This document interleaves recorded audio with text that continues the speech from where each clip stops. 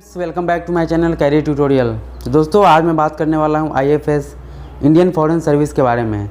तो ये civil service का जो एग्ज़ाम होता है उसी का एक पार्ट है। आईएएस, आईपीएस और आईएफएस जो होता है ग्रुप ए क्वालिटी का जो रिक्रूटमेंट होता है, तो इसी में आज हम आईएफएस के बारे में बात करने वाले हैं। बताएंगे कि आपको किस तरह से इसके लिए प्रिपेयर करना चाहिए और इसका क्या बेनिफिट्स है और इसका जो भी है डिटेल्स उसके बारे में आज हम बात करेंगे। तो चलिए स्टार्ट करते हैं। पहले बात करते हैं कि सिविल सर्विस में जो एग्ज़ाम हम देते हैं और जब क्वालिफाई करते हैं तो अपने रैंक के हिसाब से डिफरेंट जो भी हम यानी कि प्रेफरेंस रखते हैं उसके हिसाब से, जैसे कि आईएएस हो गया, ये आईपीएस हो गया, आईएफएस हो गया, और भी डिफरेंट सेक्टर्स में है ये पोस्ट और ये एलोकेट होता है on the basis of your rank. तो आईएफएस इंडियन फॉरेन सर्विस, तो यह एक डिप्लोमेट और एम्बेसडर से रिलेटेड जॉब है। यानी कि आप जब इसमें क्वालिफाई करते हैं तो फ़ॉरेन में आपका जो है सो कि अपॉइंटमेंट होता है फॉर एम्बेसी एंड, क्योंकि देखो सारे कंट्री का एम्बेसी हमारे कंट्री में और हमारे कंट्री का भी एम्बेसी सारे कंट्री में है, सारे दुनिया का जो भी कंट्री है। तो जो भी एम्बेसी का ऑफिस है उसमें हम जॉब करते हैं एज ऑफिसर। और ये कोई ये सीक्रेट एजेंट वाला जॉब नहीं है, यानी कि एक ओपन है और ये सोशल स्टेटस भी इसमें हिडन नहीं है। और ये यूपीएससी का एक क्लास का जॉब है। और ये क्वालिफाई करने के बाद इसमें आपको एम्बेसी में जो भी काम होता है to strengthen the relationship between India and those countries, और जो भी फॉरेन पॉलिसी है, फॉरेन एक्सचेंज के ऊपर जो भी यानी बिजनेस पॉलिसी है और बहुत सारी चीज़ के बारे में ये लोग डील करते हैं। हमारे कंट्री का जो भी सिक्योरिटी पर्पस है और पासपोर्ट से रिलेटेड जो भी ऑफिस है उसको भी ये रेगुलेट करते हैं।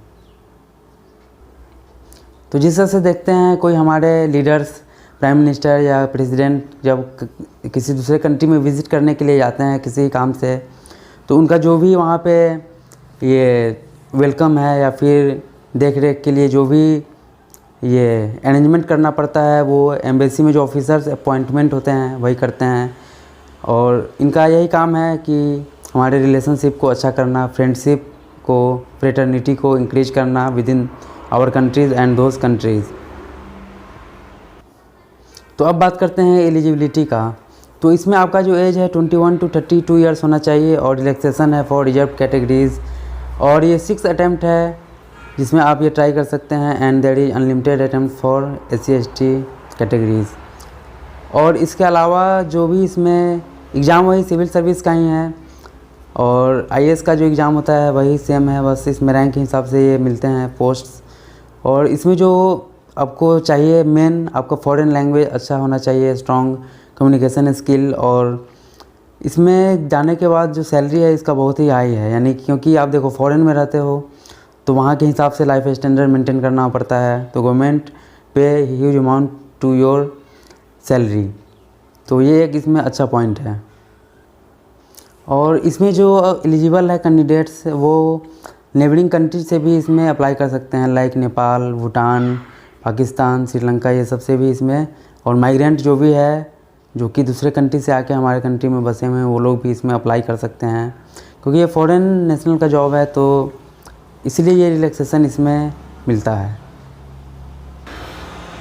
और इसमें आपको एलिजिबिलिटी के लिए यानी कि जो भी आपका स्किल है उसमें आपको यानी कि फॉरेन लैंग्वेज में इंटरेस्ट होना चाहिए सीखने में, क्योंकि जब आप सिलेक्ट होकर जाते हो तो आपको ट्रेनिंग दिया जाता है फॉरेन लैंग्वेज का। उसके बाद आपको कम्युनिकेशन स्किल भी वहाँ पे सिखाया जाता है, लेकिन ये पहले से भी अच्छा होना बहुत ज़रूरी है। और इंटरव्यू पॉइंट ऑफ व्यू से भी डिसीजन मेकिंग पावर और वहाँ का जो भी लाइफ स्टाइल है उसमें कंपेटिबल, यानी कि वेदर कंडीशन में आपको एडप्ट करना चाहिए इजीली। यानी कि किसी ऐसे कंट्री में गए जहाँ पे बहुत ठंड है तो वहाँ पे आपको इजीली एडप्ट करना होगा। तो ये सब चीज़ है। और इसके अलावा आपको फॉरेन में रहने के लिए आपको अपने घर से दूर रहना है, तो इसके लिए आपको प्रॉब्लम नहीं होना चाहिए, इसका भी हैबिट होना चाहिए। तो एग्ज़ाम वही जैसा कि बताया आपने, यानी कि मैंने बताया आपको किसी सिविल सर्विस का जो एग्ज़ाम है प्रिलिमिनरी, उसके बाद मेंस और फिर इंटरव्यू, सेम एग्ज़ाम है, बस उसी से आपको रैंक के हिसाब से ये मिलता है पोस्ट। और इसका जो प्रिपरेशन है वही पहले ही बता रखा है मैंने कि आपको इसमें हाईली डेडिकेटेड होना चाहिए और करेंट अफेयर्स, जीके, जीएस ये सब स्ट्रॉन्ग होना चाहिए। इंग्लिश काफ़ी अच्छा होना चाहिए for interview point of view and also for your foreign countries. इसके अलावा आपका जो ये स्किल होना चाहिए, इसमें काफ़ी डिसीजन मेकिंग पावर भी अच्छा होना चाहिए। तो ये सब है छोटी मोटी चीज़ें जिस पे अगर आपको अच्छा है पकड़ तो आप ये प्रेफरेंस भर सकते हैं। अगर आपको इंटरेस्ट है तो जैसे कुछ लोग क्या भरते हैं, सबसे पहले आईएएस भरते हैं, फिर आईपीएस, फिर IFS and then other posts. And if you are interested then you can put it on your first preference.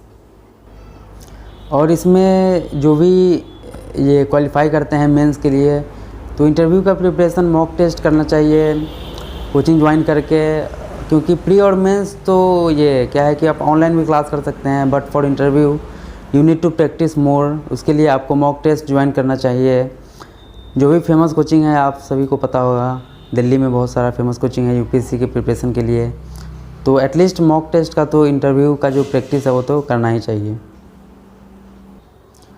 तो मैंने ये एक छोटा सा इन्फॉर्मेशन दिया आपको कि इंडियन फॉरेन सर्विस में आप कैसे जा सकते हैं और क्या इसका वर्क रहता है।